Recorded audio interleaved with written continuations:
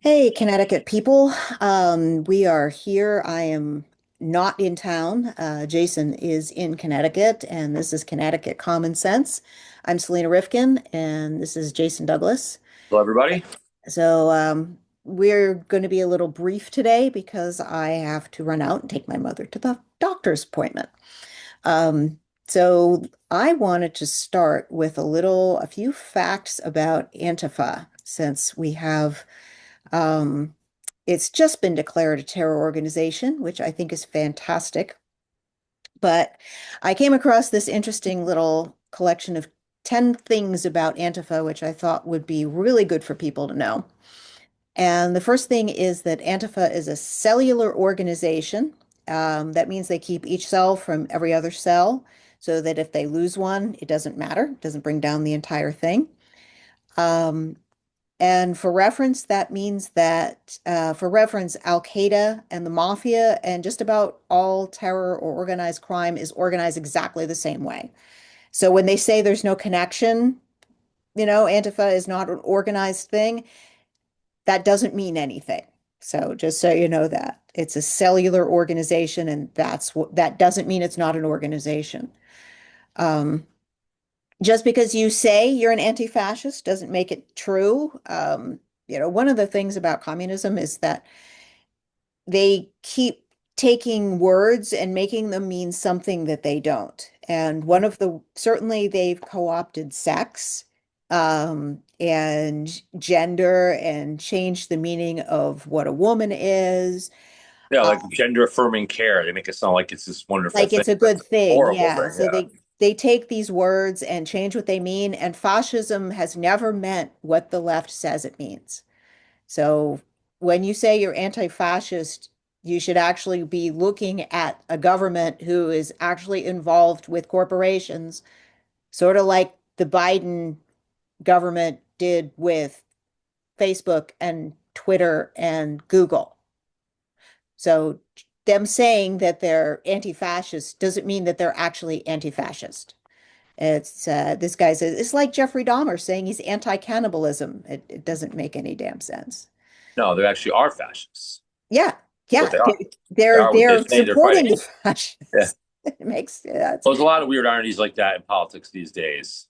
yeah, and And they're harmful. I mean, it's harmful. yeah, it's just they're changing the meaning of words, Yeah. and so I think they're going to start. I think they've recently started calling Trump a communist. So, um, yeah, makes a ton of sense. But that's what they're doing. They're changing the meaning of words, and they're not doing it for anybody who's paying attention, but for their audience because they Yeah. still have an audience. They're 20% of unhinged people that are buying into it.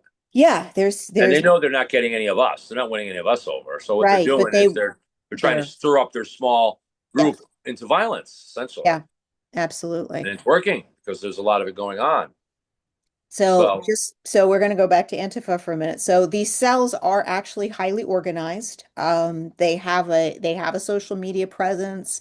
They've got a formal leadership structure, and they have a lot of formal training and training events. Like, we heard that there was a group from Utah that, went down to Cuba to get some training, the trans gun group that is, theoretically might be involved in the execution of Charlie Kirk.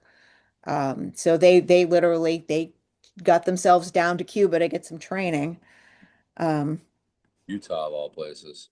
uh, well, yeah. Well, we have several representatives who are big fans of Cuba. So the Rosa DeLauro and Johanna Hayes, and I think it was Larson is Yeah. they've all been to Cuba and they're big fans. Yeah, they're all communists. Yeah. That's simple. Well, Um, I mean, you have to take them out one by one. I mean, there's no, they keep themselves, yeah, and the mafia does it the same way. They keep each independent unit separate, independent, and they only connect on a very small basis so that if one goes down, the rest of them kind of keep operating. They're self-sufficient. yeah. Um, and that's a problem, but it just means it just takes more work to do. But it is a wonderful thing that they've declared them an anti-terrorist organization because that allows them to go after the funding. Yeah. Yeah. Yeah. Absolutely. What Yeah. what funds these guys? So that's a big difference. That's a game changer in terms of taking these people Yeah. down. Yeah, it's gonna make a big difference. So another point is that really communists and fascists are the same thing. Yeah, It's just how the money is flowing. yeah. So it's no different. They're Uh, all against the principles of American principles of freedom and self-determination, and it goes against that. It puts yeah, these things put your life in the hands of the state, yeah. and the state is not looking out for you. The state No. is looking out for itself, and so and you wonder why millions and thousands and hundreds of people die under socialist and communist regimes, and that's why Hmm.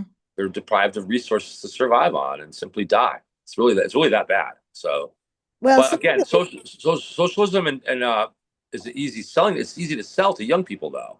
hmm Well, it's an ideology of resentment, and entitlement, and that can be a pretty easy sell if you don't have a good, solid moral base, however you got that, which in our country that mostly comes from Christianity. It's not 70, 90% of, that's pretty much where it's coming from. And so if you don't have that good base, then it's going to be a lot easier to to get people drawn into this ideology. Well, the And thing is capitalism, right, is the best system, but it's no system is perfect. So capitalism has its flaws as well. The thing with capitalism is you have winners and losers sometimes, yeah, you are and going and, to have and that's what they exploit. That's what communists exploit. yeah, yeah, So they we have to do a better job of explaining the benefits of capitalism and why it's the best system, hmm versus we spend a lot of time putting down Marxism and communism as evil things, and they are evil Yeah. things. We should put them down. But I think sometimes our MAGA movement spends a lot of time rightfully demonizing the other side because it is demonic. It's important to have But something to point to as yes, we have this, to. this is we have to aim at something. We have Yes, what if so from the point of view of a young college student who might have been taken in by someone like Mandami, you'd say, and you're trying to talk this person out of it. You're gonna talk about how bad communism is, and they're gonna say, "Great, well, what do you got instead?" right. Right? And so that's where, and we can't sell. Here's another thing: liberalism and communism and Marxism are sold to people under the ideal of a utopian society. Somehow it's going to be perfect if we can Mm, just consolidate all the wealth and redistribute it fairly. It's right. based on a human ideology that doesn't exist. Yeah. Yeah, it's definitely utopian. Socialism would work if every single human being had a good heart and wanted to do the right thing. If that was true, Right. then we could have socialism. Right. It's not, and so we Capitalism don't. capitalism rewards genuine effort. Yes. It rewards invested effort, because you can't succeed unless you are literally engaging with other human beings and finding out what they want and giving it to them. It gives an individual a Values. chance. Yeah, but you have to communicate with them enough to know what they want. Mhm. So capitalism is definitely about communication, and it's about fair exchange for your effort. But what it does is it does penalize if it's being done without a lot of government interference. It does penalize people who don't really want to put in all the effort. Right? And that's going to be hard for some Right. people for whatever the reason. We have a real I went to yesterday, I was not yesterday, this weekend, I was at a couple of um I will call them services, religious services. And the group that I was with was filled. There were so many people who were unhealthy. Like there were people with canes, there were people with wheelchairs, and this was like there was this whole emphasis on take care of yourself, be kind to yourself. And my thought was, oh my God, we are worshiping weakness and illness. And this is not going to take us to a good place. No, you have to. The thing is you were saying earlier about how capitalism isn't going to appeal to people that don't want to put in the effort. Hmm. Well, I understand that. I personally have a really good work ethic, but I also want to rest and be lazy sometimes. So it's a Well, balance for me. But some people would rather not go into the rat race, and I can understand that. hmm But here's the thing: have you ever read Lord of the Flies? You got to pull your own weight. you You do. got to pull your own weight. And if you're incapable of pulling your own weight, then there are family and friends and loved ones that will take care of you as long as you're not being lazy. They're willing to help. So That's what family's for, that's is what family's for and friends are for, right? That's exactly what it's for. if you So, have, if you have actual need. But nature is not kind. We are able to do this because we're incredibly wealthy. right. I mean, think about all the money that's disappeared in the last, you know, however long this has been going on, where we've just basically been pouring money into NGOs, like billions and billions, trillions of dollars that has been just dumped into other people's purses. We've all been working our butts off, paying taxes, and this has been going, this could only happen in a country that was that wealthy. Hmm. So we've done amazing things to create that wealth. Yeah, we're being But, robbed. Trump's right when he says but we're yeah, being robbed. we're getting robbed Yeah. like every day. And in Less so now. Less Connecticut, so now. yeah, in Connecticut, I would really like to know, and I know that there's some people who are kind of looking at, and because we have NGOs that are attached to our government. And I'm going to give an example. Like in Norwich, there is an organization it acts like it's part of the city government, but it's not. And the government just like throws money at it. The city government just throws money at this particular organization. Yeah, your taxpayer money. Yeah, taxpayer money. And it's like, what is this? And it's like if you look on the website, it looks like it's just another arm of the government. And I'm like, wow. And how many other towns have things that are going on like this? So yeah, we're getting drained. We're getting sucked dry. It's kind of like it's like wage slavery. The left wants to talk about, oh, wage slavery. It's like, well, what do you think we have now? It's just that you can't see it. Yeah. They're doing Covered everything up. to hide it. Covered up very well in Connecticut, that's for sure. Yeah. My cat even says so. She Yeah, well, your knows. your cat's very smart. But shifting gears for a little bit, I want to talk a Hmm. little bit about free speech and Jimmy Kimmel. Please. Yes. This is a another trap that the left set for people and twisting the meaning of things like free speech. What does free speech really mean? Hmm. Well, there are limits to free speech. Yes, Free speech is not limitless. We all learned in school that you can't yell fire in a crowded theater. right. And violence is not free speech, and free speech doesn't include violence. Free speech that, right, actual violent acts is not speaking. So that's another thing they're twisting around. Somehow I'm speaking to you when I'm hitting you in the head, apparently. No. Okay, that's not speaking. But even so, a little bit more nuance. And another thing they try to say is that free speech entitles you to say anything you want. It doesn't entitle you to say anything you want. Like if the speech is designed to foment violence, even if it's not a violent act in itself, if it is designed specifically to incite violence, then it is considered not covered by free speech. If I can't walk up to somebody with a gun and say, "Hey, shoot that guy," Hmm. or "I'll shoot you," Right. then he shoots that guy, and somehow I'm guilty now. So when guys like Jeffries and Crockett are going on TV saying this is war, or you need to take to the streets, or that we have Hitler, we have Nazis in our White House, those are things designed to foment violence. They're designed specifically to get people upset to the point where they, like I've said before, if I thought we had a guy like Adolf Hitler in the White House, I myself would consider a violent revolution try to overthrow such a horrible person. Right.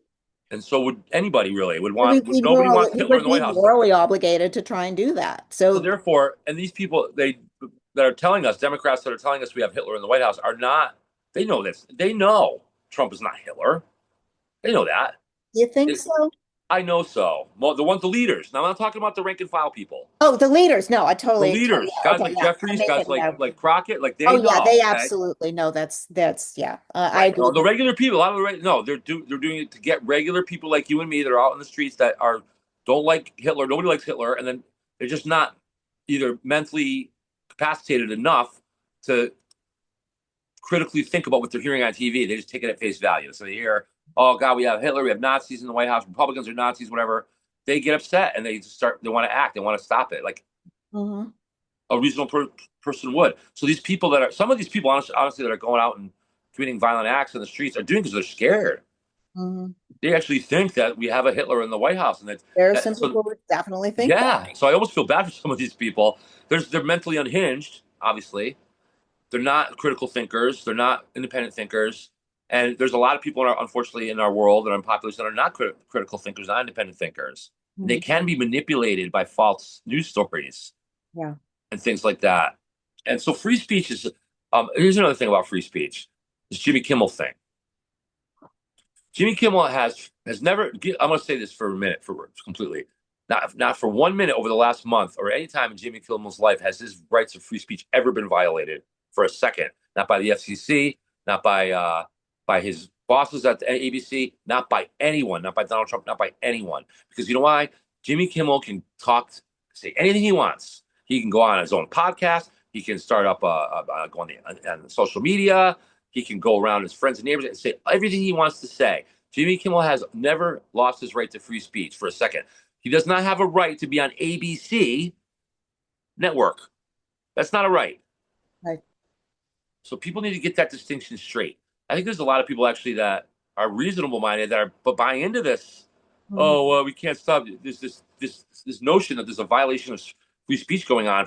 Poor Jimmy Kimmel. That's insane. If Jimmy Kimmel's rights are being violated, then we should all have a little shot at ABC. Then maybe I should have a chance to be on ABC. Hey, we I could have a have a right to be TV on show. ABC That's too. right. We could have a TV show. Yeah, let's We're put our podcast on experiencing. ABC at 11:30 at night.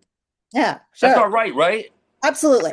All right. So this notion that Jimmy Kimmel is somehow being a victim here is another just another false narrative and another false story, and Mhm. um, and to see some of the people on our side buying into it a little bit is a little discouraging. Actually, to see that it's ridiculous. But Yeah, I was explaining to somebody this morning. So, but it's just like, if no one was going after, I mean, I was mentioning Google and Facebook and those things that the government was actually trying to control during Biden's administration.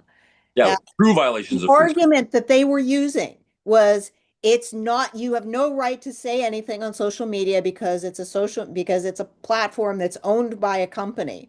And it's like, this is the classic libertarian argument. I've heard it before.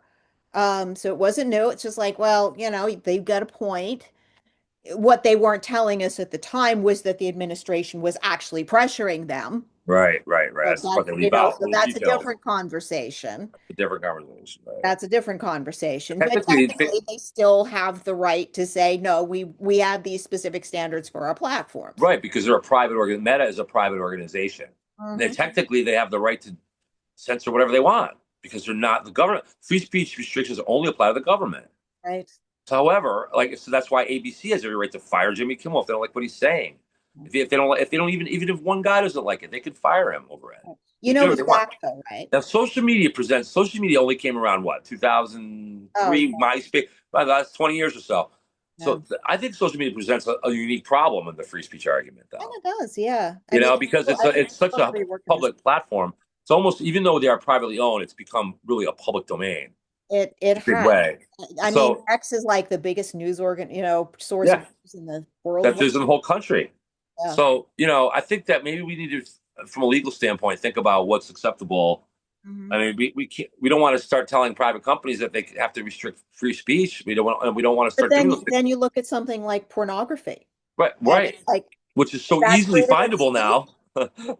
Yeah. Well, A 6 year old think boy can find it with no problem. I think Pornhub has pretty much been blocked at this point, which they were like huge, Yeah, they huge. were. Pornhub was Yeah. huge.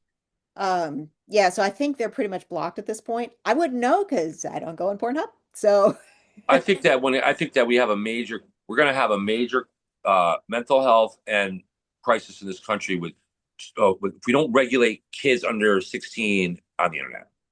yeah.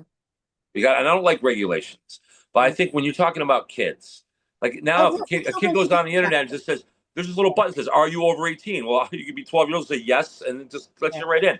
No, Maybe there should be a little that has to be parents. It has to, and you know what? I think it's coming. parents first. I think it's coming. But why not require like pornographic sites to have some kind of an ID check to make sure kids can't get onto it? Yeah, it's like, oh, you make it a little bit more We did it difficult. with we did it with physical stores. Why can't we do it with the internet? Yeah. It's a marketplace. It's a store in essence. Mhm. Why not force certain websites that have clearly adult only content that, I'm sorry, 7-year-old and 8-year-old girls should not be Oh yeah, seeing. yeah, absolutely. Frankly, nobody should be seeing some of the stuff I've seen on those on this. But if you're under 16 or under 18, I think there should be a little bit more going on there in terms of protecting kids from internet exposure, because kids right now, it's really just That's a the whole free point for of all out having, there. I mean, why else do we have a government but to protect the people that actually need it? And children are right up there. They're the number one that needs the protection the most. They're the most vulnerable. So, well, hopefully parents will be more on board with paying attention to this. And I was just talking to one of my mom's caregivers, and it's like their kids, they don't, he grew up without television. So this is a Give good thing. the number one responsibility does lie for the parents, obviously, So, but maybe some help from, like, how about, I know that with television, when they started doing cable TV, they started having these blockers where parents could, prevent the kids from getting on certain channels that they shouldn't be on. Maybe we could do something like that with the internet so the parents can block. I mean, there are tools for doing that. If you give your kid a cell phone when they're 10 years old, you're an idiot too. Yeah, Sorry, you're just an idiot. that's beyond stupid. That is, Beyond stupid. yeah. I I think mean, minimum 14, minimum of 12. I think 14 would be the age I'd go a with. flip phone, not a data phone. Oh yeah, flip phone, emergency only. You can buy. Maybe that'd be a good business to start. These emergency only flip phones you can buy that are Mhm. only can do certain things. They can't go on the internet, but they can just send out I an mean, they SOS already or. make those. I mean, they make them already because there's some security jobs where you cannot bring a data phone in. So it's Mhm. like flip phone's okay if the data phone is. Yeah, So, smartphones. No smartphones for kids under 16. Come on, I mean. yeah. So I think parents and families are starting to look at this a little more closely. Hopefully that, and I know that young people. I'm starting to hear now the Generation Z people are starting to reject, like, the online dating apps are losing people, and now they're starting to say, I That's want a to go good meet at a thing. coffee shop and actually meet somebody in person, and that's great. There's a backlash. There's an opposite reaction going on with the Generation Z now that are starting to want to get to Mhm. real life meets and things like that. And those human connections are critical if we're going to prevent the country from turning into Horrible a horrible, situation. violent place, Yeah. because that's really what's I think you got to look at the internet, social media as an indirect, as a causational. Now we have political causes for this There's, stuff too, oh yeah, but there's definitely there's a the psychology internet gives these books about Antifa, these people the technology they need to spread this hate around that they didn't have before the internet. that. So Yeah, the internet is a very dangerous tool. It has to be. It's also a very valuable tool, right. but it has to be. We got to start. Look. If you look at the age of the internet, it's still fairly new. If you look at human history, right? Yeah. We're talking like this thing just started. I know it started late '90s, right? Yeah, like But that is like just yesterday in terms of mhm. like the history of this country, even. You And know, and so we're just kind of like shaking off the shock of the internet. yeah. It is. Yeah, The internet was a major cultural shock. it's up there with the Gutenberg printing press. It is. It is Like, right up there with that. It is right up there with that. And AI is going to be the next one. yeah, yeah, we're about to get smacked with that too. But, Yeah. you So, know, like, I think that we're now, after about 30 years of internet, 25, 30 years of internet, maybe I'm hoping we'll kind of shake off the shock of it and start to come up with a plan to really make it work and minimize the danger of it. yeah. Well, So, you know what? I actually have a lot of confidence in Gen Z that I did not have last year. And I've been watching, they're a you good generation, actually. know, They have their. Here's the thing. There's a lot of talk in the media about how Gen Z is all messed up and they're violent and whatnot. There's a lot of bad publicity for Gen Z actually going on out there. But I believe that Gen Z is the major manifestation of the political atmosphere that we have today. See, we keep talking about the 80-20. yeah. So the 80-20 does exist among adults, older adults. However, I think it's accentuated and most pronounced amongst Generation Z. And I think we There's have, a clear I 20% that think, are very unhinged in that age group, that are really major mental problems going on. And it's a big crisis. yeah. However, I think there's a larger percentage of Gen Zs that are thinking like more like baby boomers, honestly, more about family and religion and this Charlie Kirk thing is turning people to God big time, and Christianity. That's going to be a awakening that I think that I don't think we've ever seen, or unlike we've ever seen. The Did Charlie you Kirk thing watch is not going to fade out. did you watch any of the Ceremonies, yes, memorial? some of it, some of it. Yeah, I'm a it football was fan, so I really was watching. I long. was going back and forth with the football. Yeah, But well, I'm watching it, I'm actually watching it as as a school assignment because I'm in my last oh, class. okay. For anybody who doesn't know, I am Yeah, finishing up a master's degree. It's a master's of divinity, which is like it's considered a terminal degree, although PhDs laugh at you when you tell them you have an MDiv now, but it used to be considered a terminal degree like a JD. yep.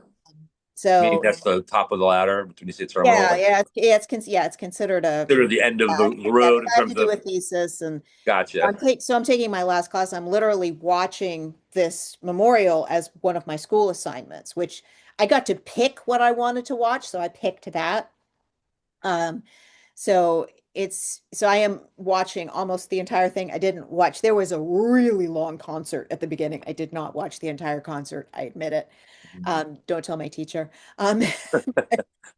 Um, but to see it's like the passion in the audience and that they're talking about how, so many young people are just like, nope, they want to go, they want to stand up, young men want to stand up, they want to get married, they want to have lots of kids, because that was what, as Charlie was like, said, get married, have lots of kids, have some responsibility. Jordan Peterson says, the important thing in your life is going to be finding meaning, and family is the best way to find meaning in your Yep. life. It sure is. It sure is.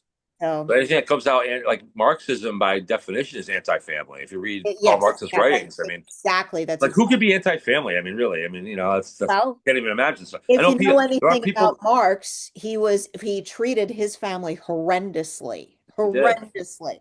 Yeah, He was a horrible husband. He was a horrible father. I heard about One of that. his kids committed suicide. I Yeah, mean, he was he was a like, bad man, oh, he was really and bad. yet people tout his writings like it's some kind of a something that's valuable. It's incredible, I incredible. used to spend a lot of time on the internet arguing with Marxists. That was probably my first 5 years on Facebook, was arguing with socialists, which wasn't, I will say that it was, Probably resulted in a lot of name calling on their end, on their no, they were part. more polite back then. Oh, They were okay. they were actually more polite back then, because remember, this was at the beginning of social I'd media. like to know what some of the intellectual arguments they were trying to give you were. I mean, it's only I fair. It's I not wrote a fair. pamphlet on it. I wrote a pamphlet on it. Well, I wrote a pamphlet about why, because from a religious standpoint, why, because there was this whole socialist thing with pagans, and I was like, no, you can't call this religiously coherent. But I don't want to talk about my religious issues right now. It's giving me so I'm not, I am what I am, and we got some Well, shit. I like. I'm not. I know that's for another show. But I To like abortion. I like talking about. I like talking about the hard stuff, religion, Yeah, abortion, things like yeah. that. And Because I like to do that, but we're gonna have to finish up here in a we're couple. gonna end it off right here. I think we're gonna have a good time. Break. It's gonna be the short, abbreviated version. Yeah, this is a shorter She's one. got to. You got to take care of your mom, and I got some things to do too. So we're gonna come back on Thursday. We're trying. I'm pretty sure we got Peter Lamage on Thursday, running for Connecticut's governor or secretary of state. I'm not sure which one. Brave He was state. running. Yeah. He, No, but he's a vice. I think it's a vice, the vice governor, oh, lieutenant governor. lieutenant governor. Thank you. I couldn't Okay. think of that word. Well, Uh, we'll get to the bottom of it on Thursday. We're gonna be taping a little bit earlier, and I haven't been able to get him to verify the earlier time yet, but we'll work on it. We'll get him. So, okay. all right. All right. Okay. Okay. Well, thank you for joining us, Connecticut Common Sense, the abbreviated version. We will be back Thursday with lots more fun. And God bless America, and God bless Connecticut. God bless America. God bless. Bye, everybody. Bye.